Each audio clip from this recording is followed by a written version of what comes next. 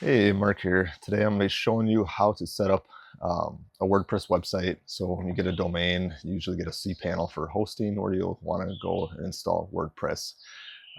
So I went ahead and set up a subdomain on a site here for temporary, and I'm going to go through and kind of show you just kind of the basic stuff to get a website up and running pretty quickly here. All right, so we're going to try installing WordPress on a new site here. This is the hosting provider. Come into WordPress management here, install WordPress. We're going to pick the subdomain that we're using here today. It's going to generate a password for us. And you don't ever want to use admin. Let's use my name here for today. You can change the title, what you want to call it. Well, let's call this Demo Coffee Shop. You can choose different plugins and themes that you want out of the box. We're not going to put anything today. We're just start with scratch. And then that's kind of the main thing. You don't need to do anything with database or automatic updates. I usually have. Sometimes I have them turned on, but today we'll just leave that, keep it simple. We'll install that. It should just take a few minutes here. All right, so there's our default kind of out of the box WordPress site. Then from there, you'll go to the login page. It's got a little note here for you. We don't need, none of that matters.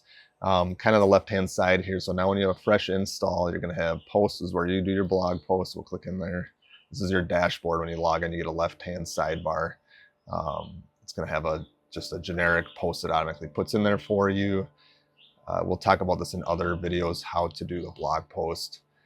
The next part is your media. The media section here is where you upload your photos, PDFs, any type of content that's going to be used in the website. Then you have your pages, where you will create new pages. So this will be like your home page, your services page, your contact page, any type of page you're going to build. This will, you'll build your pages in here, and you can roll over and you can edit different ones as you get them published in here. Comments is going to be if somebody's commenting on your blog post, what they say back. You can approve them or mark it as spam or delete it. Appearance is going to be your theme that you choose. Today it just automatically installed 2025 theme. You can install free themes as kind of the look of your website, the presets that are set there. We like to install a paid theme called Divi, and then we customize the Divi theme from there. There's a lot out there like Elementor and a few other big name ones, but if you're just getting started, you could just use a free one here. And in other tutorials, we'll go through how to add a theme or change this out. Plugins. This is where you can install different plugins. We'll talk about that too, how to use the plugins. It's key to note that you don't want to install plugins that have not been used by a lot of people or has poor reviews, because sometimes that can break your website, and that's a way for people to hack into your site. So you want to make sure this stuff stays up to date. Same for themes. Users are going to be the logins for different users that you want to give access to your site. Then tools and settings we won't go over today. And then dashboard is kind of the first page that you land on. So this is kind of a quick view of how to set that up. Stay tuned for more videos on how to do these other items like posts, media, pages, how to change out your theme, plugins, what plugins are good, which ones to use. We'll go through on different ones there.